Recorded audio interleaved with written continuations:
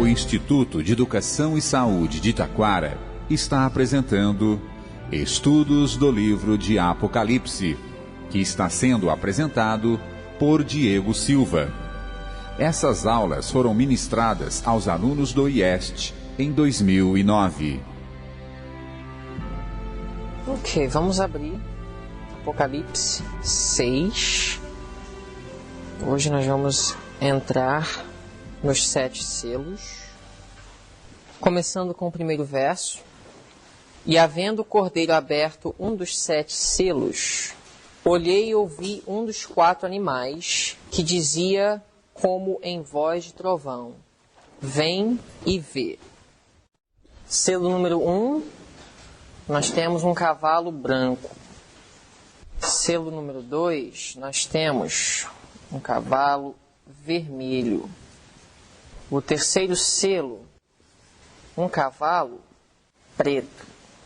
O quarto selo, um cavalo pálido. Depois falaremos dos outros. Verso 2. E olhei, e eis um cavalo branco, o primeiro selo, que foi aberto pelo cordeiro. E o que estava sentado sobre ele tinha um arco, e foi-lhe dado uma coroa, e saiu vitorioso, e para vencer. Vamos identificar alguns desses símbolos. Primeiro, branco. Identificar branco. Nós já lemos, estudamos isso. Branco representa pureza. Vocês podem ver em Daniel capítulo 12, verso 10, por exemplo. Branco representa pureza. Apocalipse 7,14 também fala que o povo de Deus, os redimidos, lavaram as suas vestes e as branquearam no sangue do Cordeiro. Então, branco representa limpeza, pureza, inocência.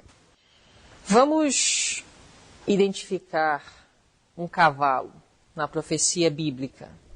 Okay? O que pode representar um cavalo?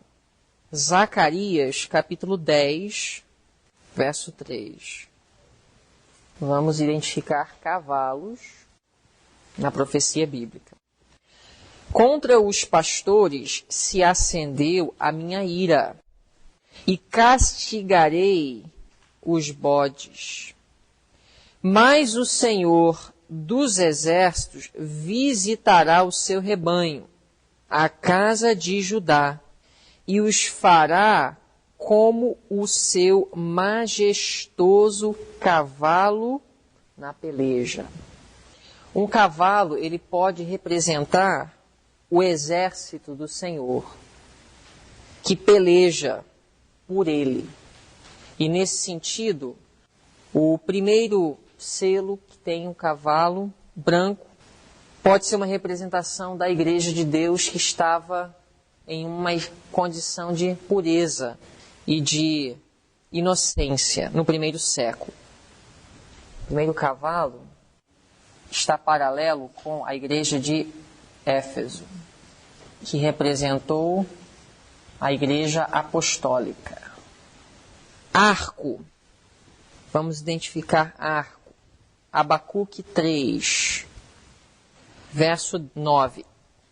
A Bíblia diz assim: descoberto se movimentou o teu arco, os juramentos feitos às tribos foram uma palavra segura, tu fendeste a terra com rios.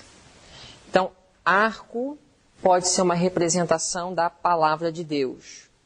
Nós temos uma igreja pura, vitoriosa, e o instrumento que ela usa para conquistar a palavra de Deus. E aquele que estava sentado sobre o cavalo branco tinha uma coroa, que é uma representação de vitória. 1 Coríntios 9, 25. Qual foi a grande vitória da igreja apostólica? Colossenses 1, 23.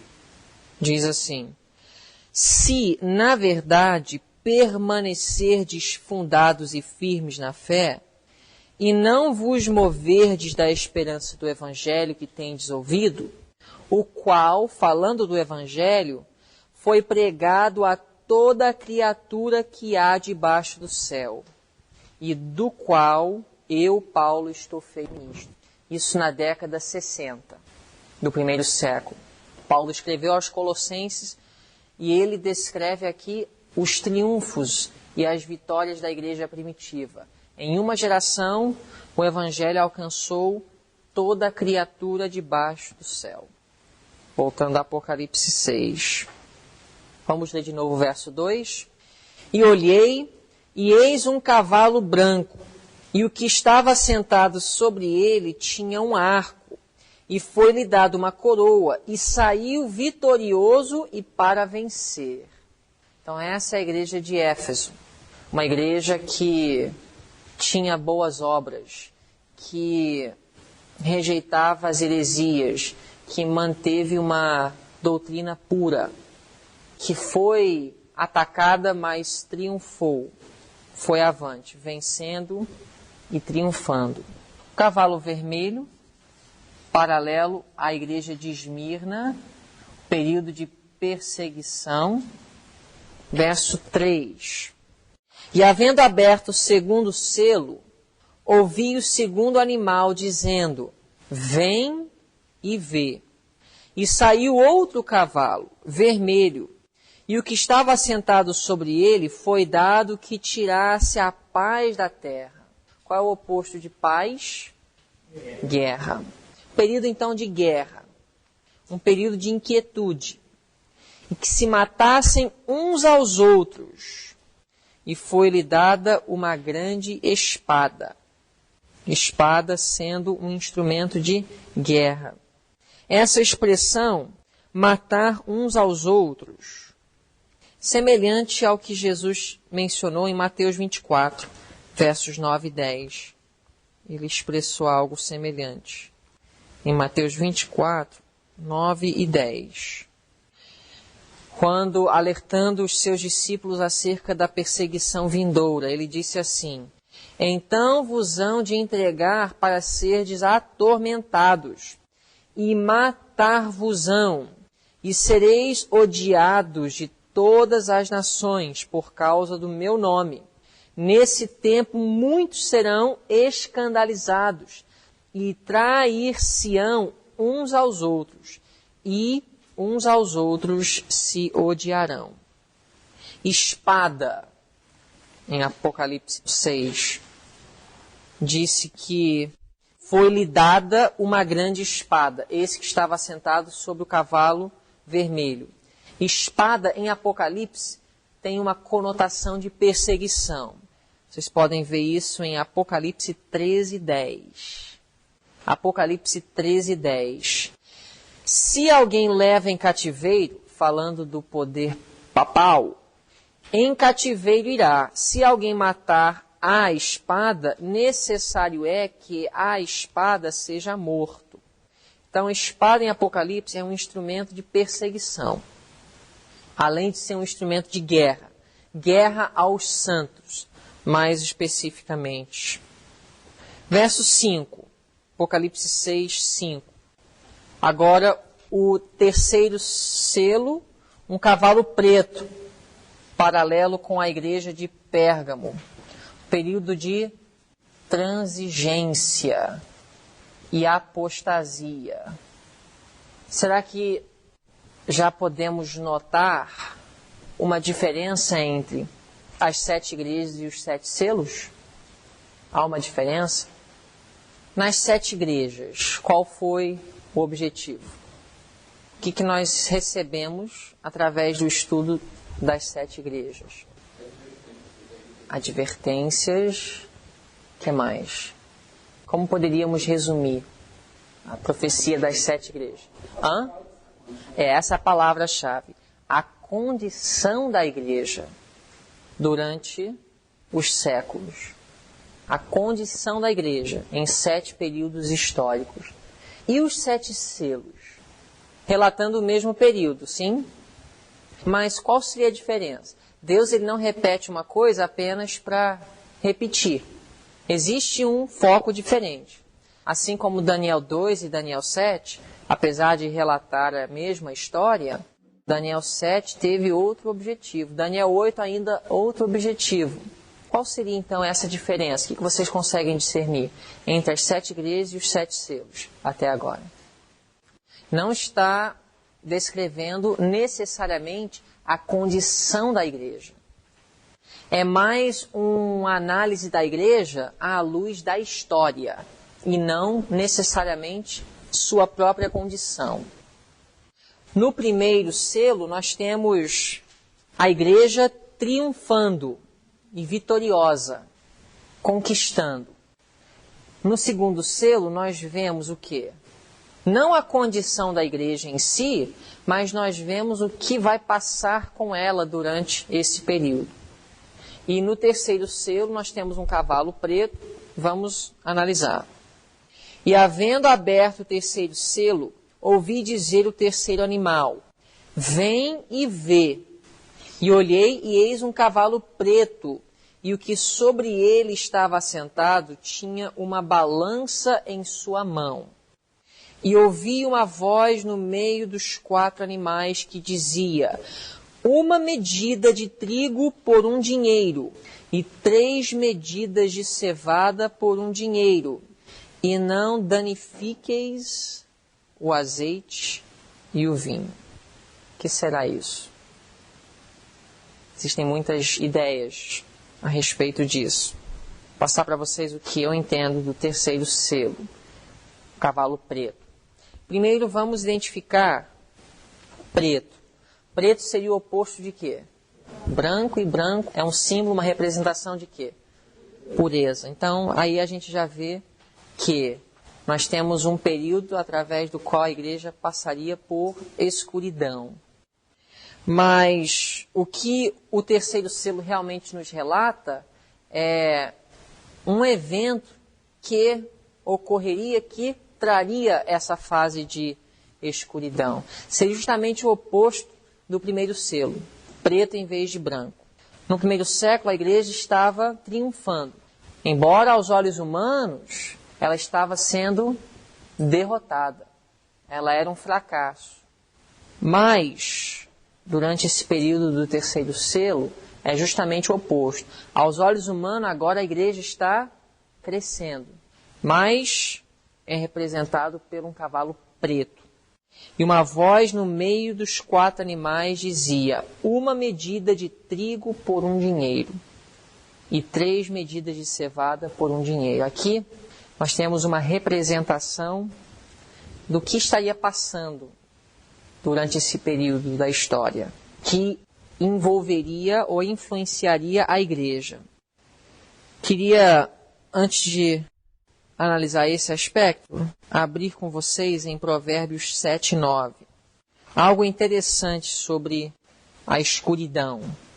Só um detalhe interessante para vocês. Aqui nós temos em Provérbios 7, Salomão descrevendo como trabalha uma prostituta. Como que ela faz, como ela age, como que ela consegue seduzir e atrair a ela. Diz assim, Provérbios 7, verso 9. No crepúsculo à tarde do dia, na tenebrosa noite e na escuridão. Só querendo mostrar um relacionamento entre preto, escuridão e a obra de uma prostituta. Porque lembrando que esse período de Pérgamo, seria o período que prepararia o caminho para Jezabel, no estudo das 7 igrejas. Pérgamo seguiu Tiatira, um período em que Jezabel trabalhou seduzindo os servos de Deus. Vamos abrir também em Amós capítulo 8, verso 11. Amós 8, 11. Eis que vem dias, diz o Senhor Deus, em que enviarei fome sobre a terra. Não fome de pão, nem sede de água, mas de ouvir as palavras do Senhor. Pão na Bíblia é comparado com o quê? A palavra de Deus. Jesus disse, nem só de pão viverá o homem, mas de toda a palavra que procede da boca de Deus. E aqui Amós, ele descreve uma fome, mas ele não está falando de pão literal, mas um pão espiritual, que é a palavra de Deus. Vamos ler em Lamentações 5:10. Diz assim: nossa pele se queimou como um forno, por causa do ardor da fome. Essa fome aqui está descrevendo o período que Babilônia levaria judeus cativos, as Lamentações de Jeremias. Ele descreve esse período como um período de fome. Então, só um paralelo com Amós 8:11. Vocês também podem ver mais sobre preto em Jeremias 4, 27 e 28. Preto também é um símbolo de desolação. Vamos voltar a Apocalipse 6, verso 6.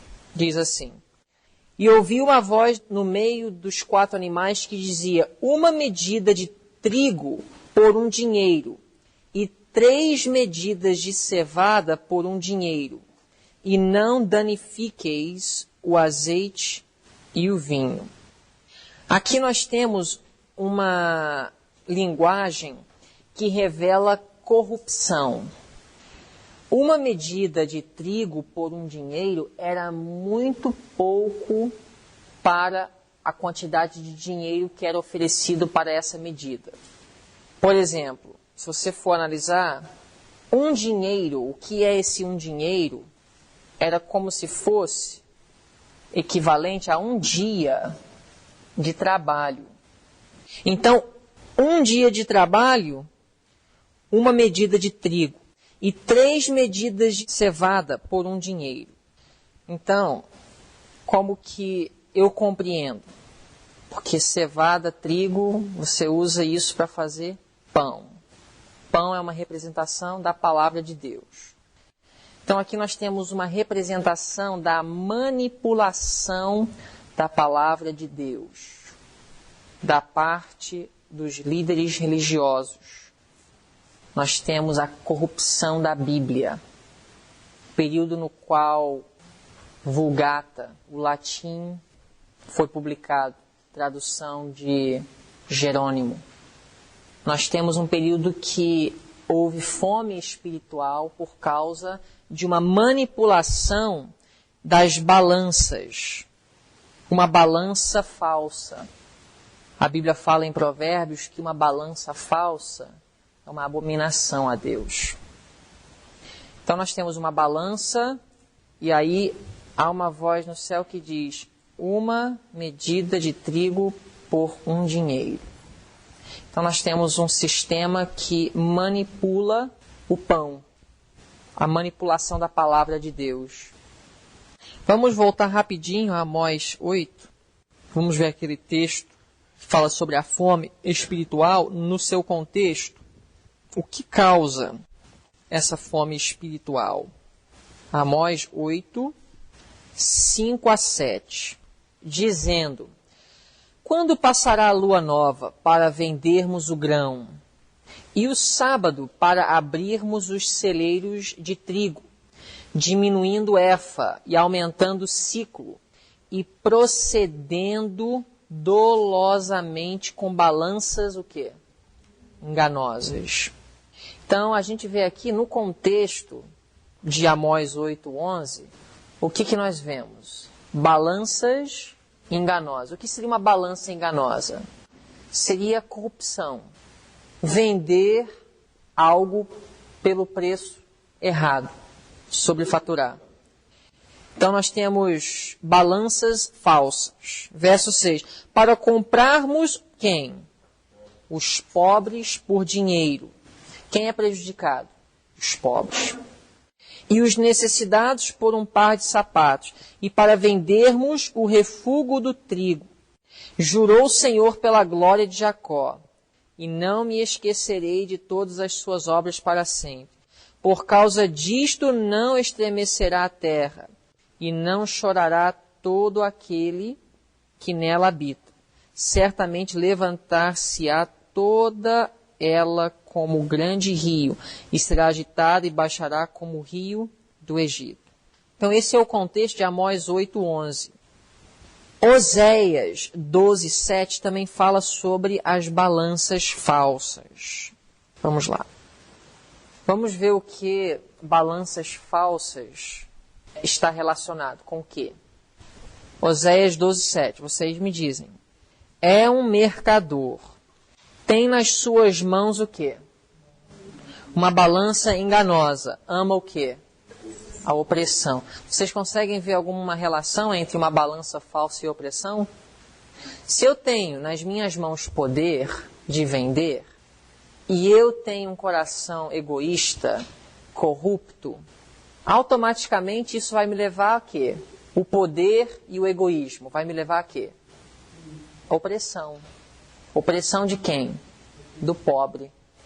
É por isso que em Provérbios 11:1, Deus inspirou Salomão a escrever: balança enganosa é o quê? Abominação para o Senhor, mas o peso justo é o seu prazer. Então, a balança enganosa é uma abominação a Deus.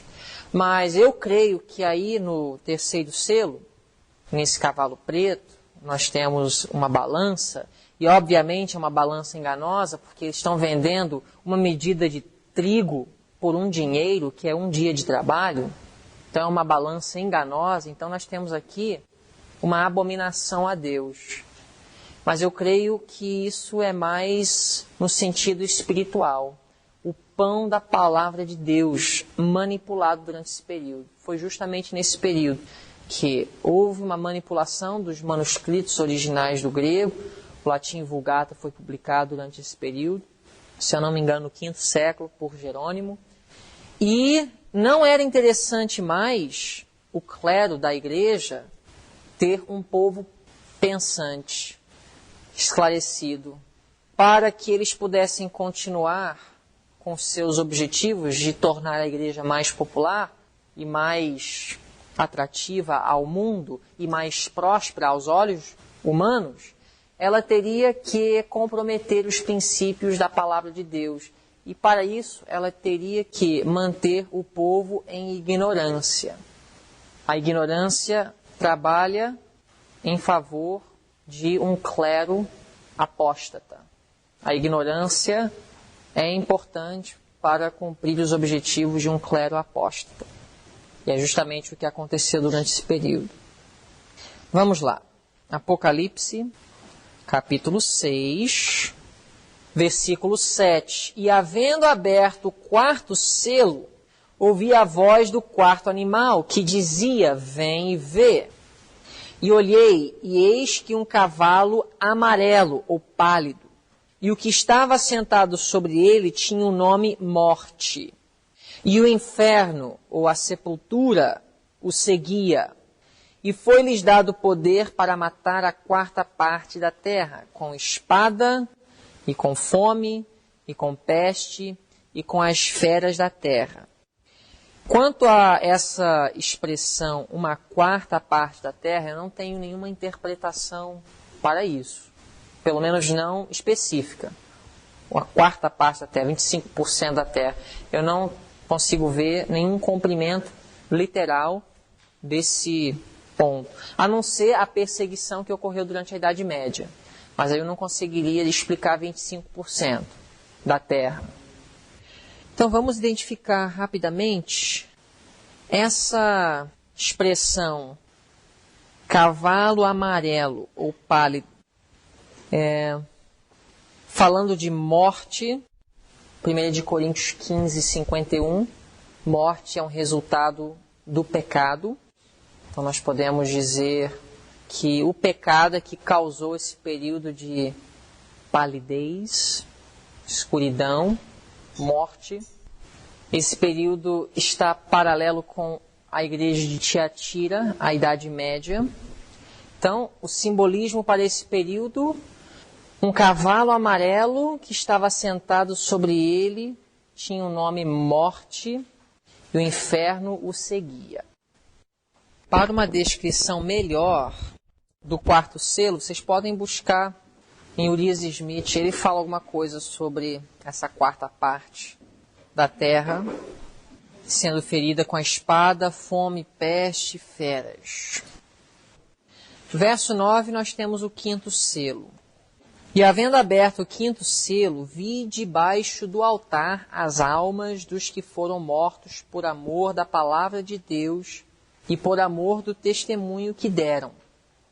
Aqui nós não temos necessariamente, daqui para frente, um específico período da história da igreja.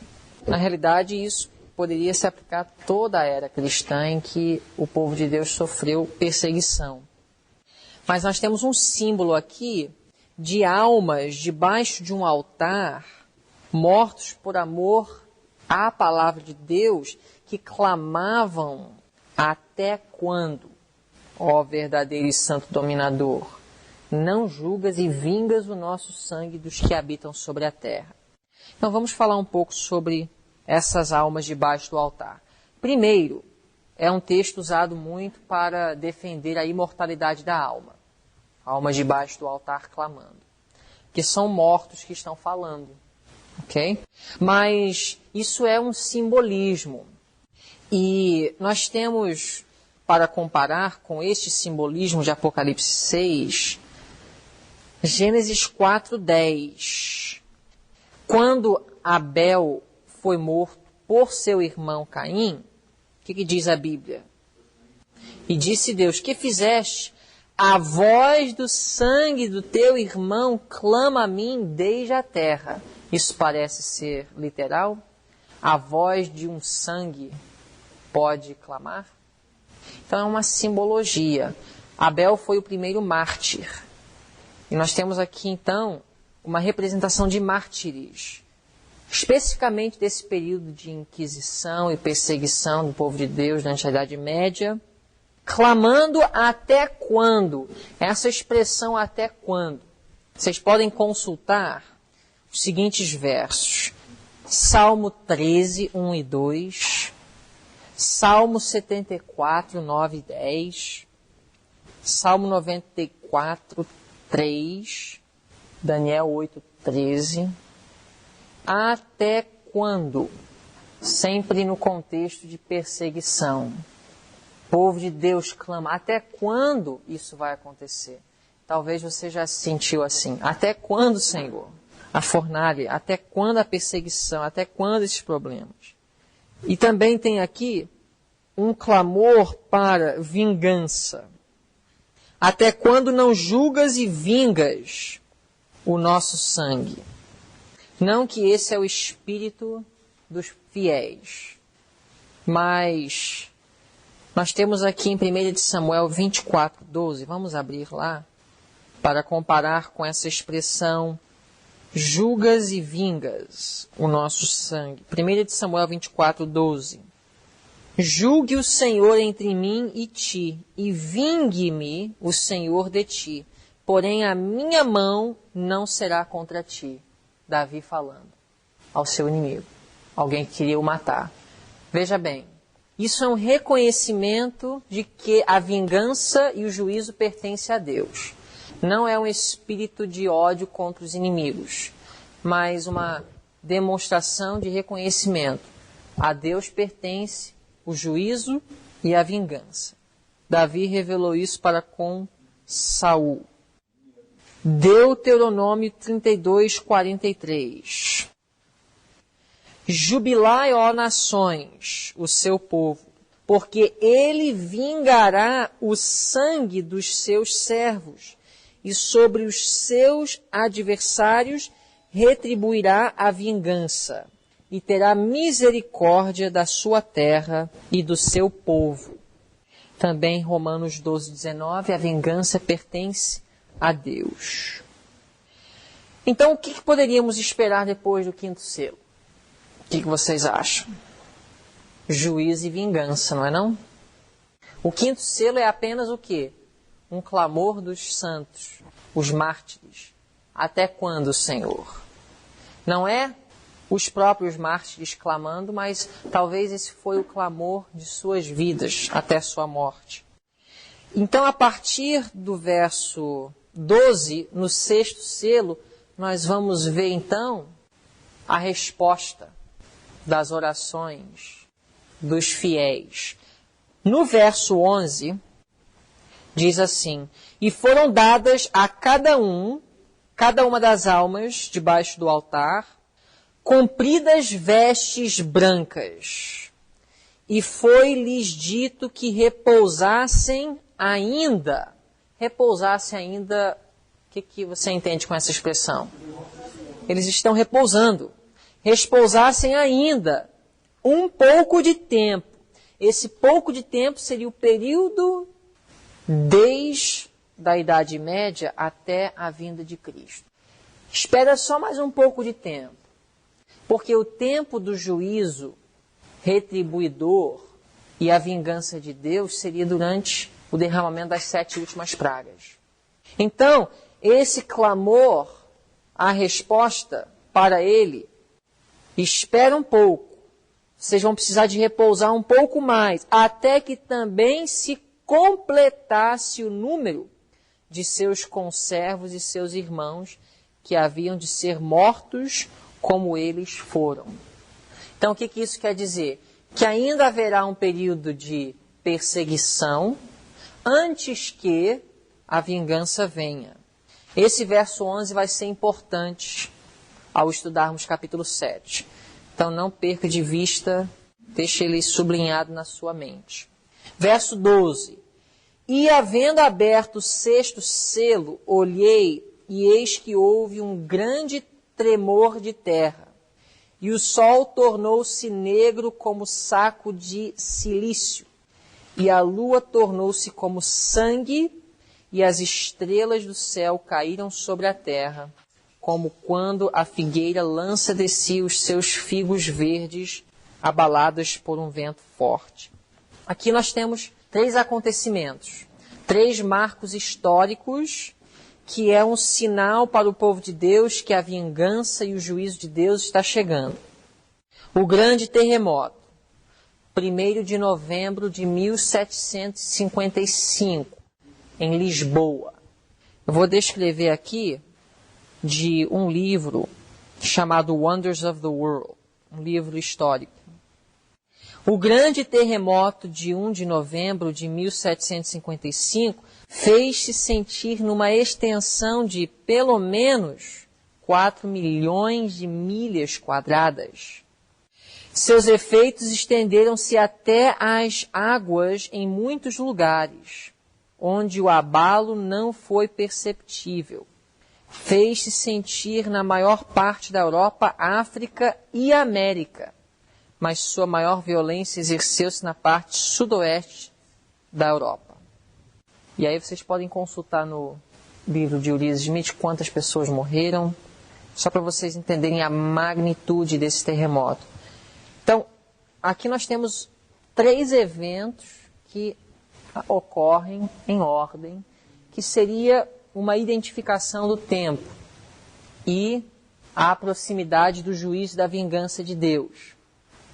O escurecimento do sol, 19 de maio de 1780, na Nova Inglaterra, nos Estados Unidos, parte nordeste dos Estados Unidos. E a lua como sangue no mesmo dia. Eventos que para os mileritas, para os adventistas do século XIX, realmente foram marcantes ao estudarem e compararem a história com as profecias de Apocalipse. As estrelas do céu caindo, 13 de novembro de 1833, também na Nova Inglaterra. É interessante porque aqui nos 6 selos, entre o verso 13 e 14, é o período no qual nós vivemos. A partir do verso 14, nós já estamos na segunda vinda de Cristo. Então, os 7 selos não nos trazem uma descrição muito detalhada da história, mas nos dá marcos para nós podermos acompanhar os acontecimentos que envolveria a igreja durante os séculos. Então estamos vivendo entre o verso 13 e 14 de Apocalipse 6. E o próximo evento, já no verso 14, já está pela frente para nós.